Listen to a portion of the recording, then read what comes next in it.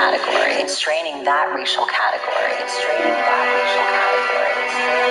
In the instructions for the enumerators in the 1890 census, when it comes to color, sex, and age, the enumerators were instructed to be, quote, particularly careful to distinguish between blacks, mulattoes, quadroons, and octoroons. The word black should be used to describe those persons who have 3/4 or more black blood. Mulatto, those persons who have from 3/8 to 5/8 black blood. Quadroon, those persons who have 1/4 black blood.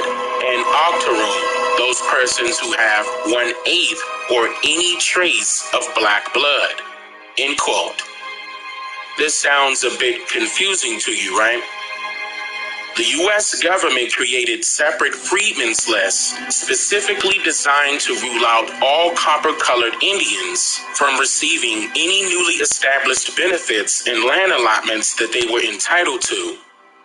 The U.S. government listed all full-blooded American Indians as black or colored as their classification of race documented inside of the 1900 census, while simultaneously, white U.S. citizens were allowed to become identified as Indians by simply paying the Dawes Commission a whopping total of just $5 for each white adult and child to be listed on the Dawes rolls, replacing those people that were initially on the forms during this time period.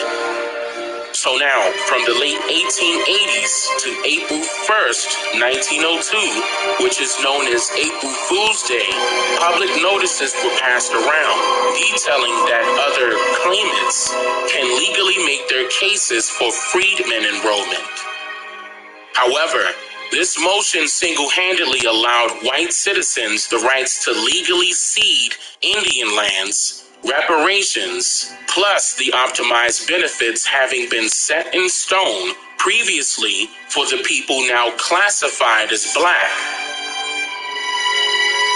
Now, jumping over to the 1930 census, it gave special instructions to the census takers, stating, quote, Negroes, persons of mixed white and Negro blood, should be returned as a Negro, no matter how small the percentage of Negro blood.